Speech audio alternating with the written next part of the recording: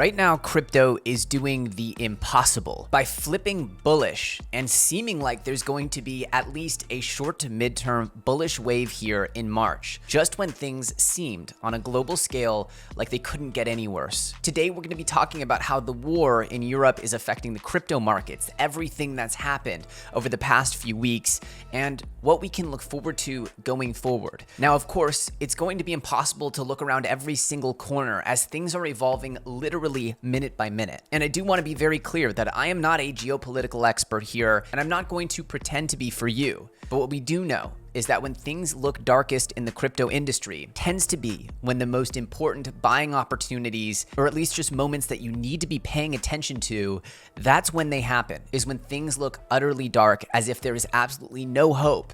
And that's exactly what we've seen happen here. So let's go through everything that's happened over the last few weeks, how it's impacting crypto, and I'll do a little short update as well as to why I haven't been making videos each and every day like I'm used to.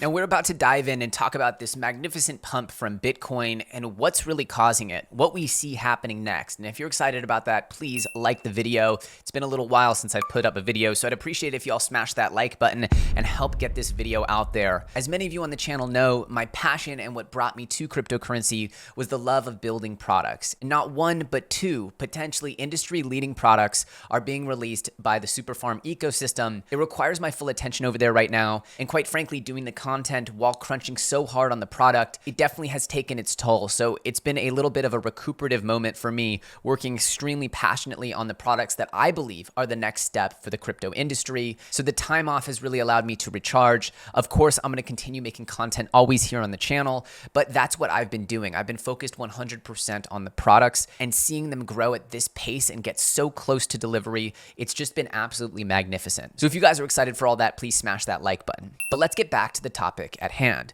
which is of course Bitcoin and Ethereum. You can see Bitcoin here having one of its largest daily changes in price by percentage basis in over a year. This candle was absolutely insane.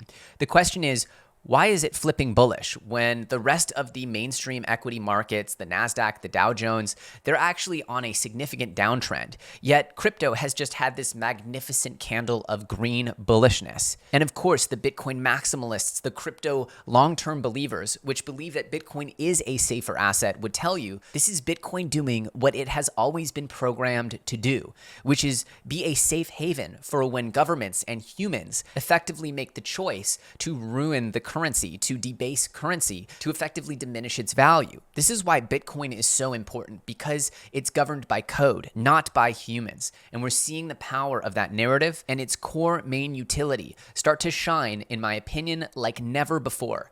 This could mark the beginning of a Bitcoin era, where the protection from potentially authoritarian powers is the single most important utility that it has, and one that provides it a wealth of value. But of course, as Bitcoin pumps, so does the rest of the market. Like I said, we never know when these moments are coming, and this is why, rain or shine, peace or war, you remain focused on this market, as it always has the potential to offer some incredible life-changing opportunities. But let's dive in now and talk about everything happening in Europe. The kind of violence happening in Europe right now is absolutely devastating on so many levels. Running decentralized teams, we have the privilege of working with people all over the world, from North America to Europe, Eastern Europe, Asia, the South Pacific, you name it. We've worked with people all over the globe. And in general, it's very clear to me that most people are the same. They want security, peace, prosperity for their families. It's pretty much all the same stuff.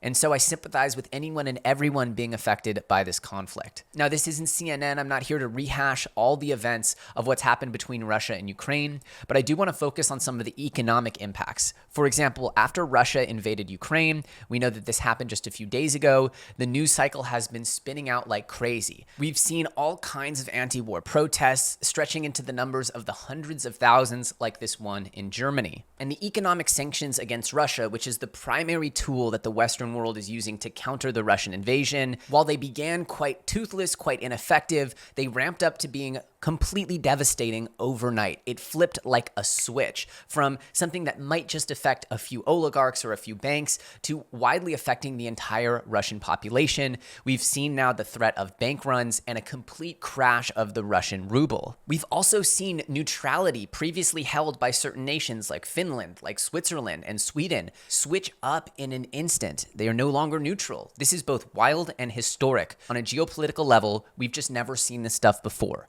We're truly in unprecedented times. We've also seen wild stories. For example, a Ukrainian sailor in Majorca opened the valves of a partially sank $7 million yacht belonging to the director of Russia's arms exporter after he explained it was in retaliation for a Russian missile strike on Kyiv. A judge released him pending trial. So we're seeing these kinds of weird wartime new normals, and all I can say is history is being written right now, and we're all watching it unfold live time on Twitter and YouTube. Absolutely historic. We've also seen Visa and MasterCard block Russian banks from their networks after sanctions. And then finally, something that we were not sure if it would happen because it is a double-edged sword to block off Russia from the SWIFT system. We've seen now the SWIFT system being blocked off from at least a number of significant Russian banks. We do not know how far this particular piece of legislation will go, but this is one of the most far-reaching and unprecedented moves in history to completely cut off Russia from US dollars being transacted through the SWIFT system. Now, of course, the knee-jerk reaction here is to say, well, crypto fixes this, Bitcoin fixes this. We don't need to go through banks. We can continue to transact. Well, of course, that's not really the case on a public ledger where the money eventually needs to be cashed out into fiat to be used. Largely, the world still doesn't completely run on crypto. So if large amounts of money were being moved to Russian entities and then cashed out to fiat, it would be pretty obvious which accounts were trying to avoid sanctions. The reality is that crypto is now being swept into the conversation as a potential means for Russian entities to avoid sanctions. Now, while there's no evidence of that happening yet, we did see one of the biggest onboardings into Bitcoin in its history as the Russian ruble got converted en masse as it was disintegrating into dust into Bitcoin. We saw the largest influx of accounts with over 1,000 Bitcoin in a single day in history. But it's important that we do not allow for crypto to get co-opted as effectively a means for evading sanctions. The reality is that crypto will not save Russia, according to some experts, that there is just far too much money that needs to be moved for it to be effectively moved in crypto and then liquidated into fiat. Effectively, Russia still runs on the dollar. The US dollar is the core lifeblood of Russia's import and export economy. While it's forcing some de-dollarization globally, the idea that effectively they can just switch to crypto is a farce. This is not the reality, and we must also be very vigilant to not let crypto effectively be criminalized because of what's going on in Russia, though it doesn't seem like that's high up on the agenda just yet. There are definitely some uplifting parts of this crypto and Russia story as well. We saw Mikhail Fedorov saying that if you stand with the people of Ukraine, they're now accepting cryptocurrency donations in Ethereum, Bitcoin, and Tether. And what we saw is that actually the primary means for donating was Ethereum. Not that that really means anything except for the fact that we're now seeing the crypto community rally around and send funds trustlessly to areas in need, especially as their critical infrastructure starts to become tested, if not collapsing. There's definitely a silver lining in here to see crypto do some good within the situation. And we've seen that the NGOs in the Ukraine have raised over $24 million through over 26,000 crypto donations. We also see the NFT community coming together to support the Ukraine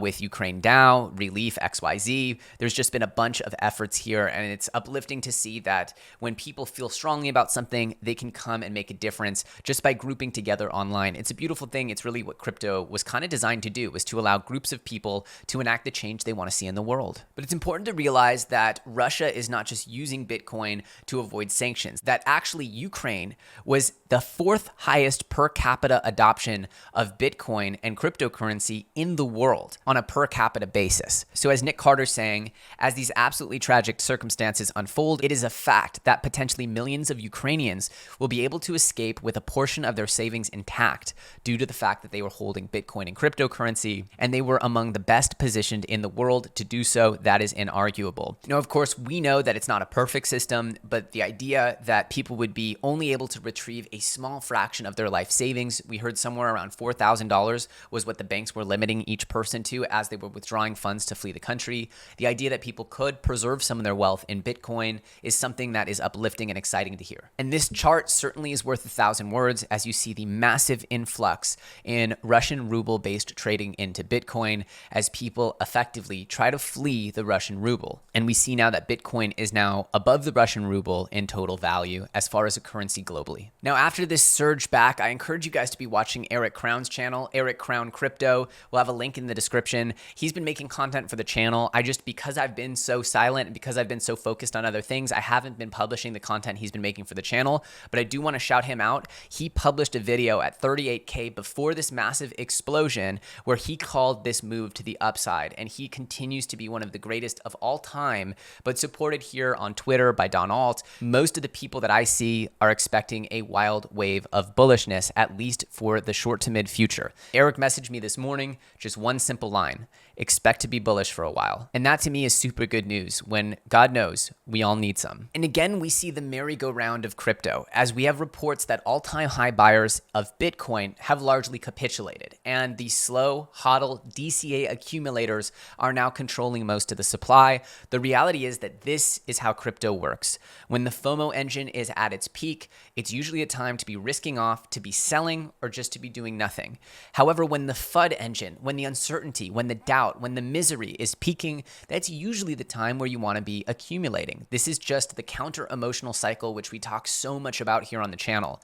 The reality is that the emotion of the market is the one dependable thing that you can tend to place educated bets around. And to end this with some positivity here, we see Citadel Securities, the largest US retail market maker, getting into crypto. And of course, the race for the metaverse is only beginning to heat up. This is the single most important sector of cryptocurrency for consumer-facing use cases for onboarding new users. That is very, very clear. It's been my belief for many years, but now we see JP Morgan CEO saying, I see the metaverse as a long-term viable business, as well as FC Barcelona developing its own crypto and metaverse. So as tragedy erupts in Europe, as conflict erupts across the globe, one thing is clear: markets tend to be very clinical. And what's very clear is that a FUD-based emotional bottom has been put in here, at least in the cryptocurrency sector. And it does feel, although not guaranteed, it does feel as though the short to midterm, maybe the next few weeks, maybe the next few months, will have some serious upside. Now, of course, anything could happen. Laws are changing, regulations changing. The situation is changing so rapidly, it's very hard to predict more than a few minutes out. I mean, I personally was thinking if the Ukraine was invaded, that it would become a down-only market. And I was wrong about that.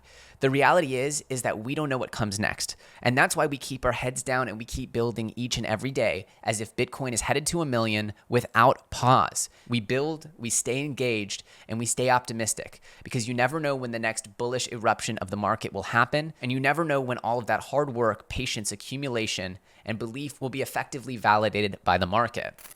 With that said, I'm EllioTrades. I hope you guys enjoyed this episode. If you did like the video, please like the video. As always, I'll be making as much content as I can, but of course, I'm hyper focused on what comes next for the super farm ecosystem, for the products within that ecosystem. And my belief is that my ultimate contribution to this industry will come in the form of code, not content. So I'm very, very fixated on making sure these launches go forward smoothly and that we can get underway with the next phase of these important projects. I want to keep you up to date as best as I can, and I appreciate you guys following, liking, subscribing, and supporting. The work certainly doesn't end for me, and I appreciate you being with me on the journey. If you want more up-to-the-minute content, I encourage you to follow me on Twitter. It's a lot easier to get tweets out than full videos. As always, I thank you so much, and I'll see you very soon on the next episode.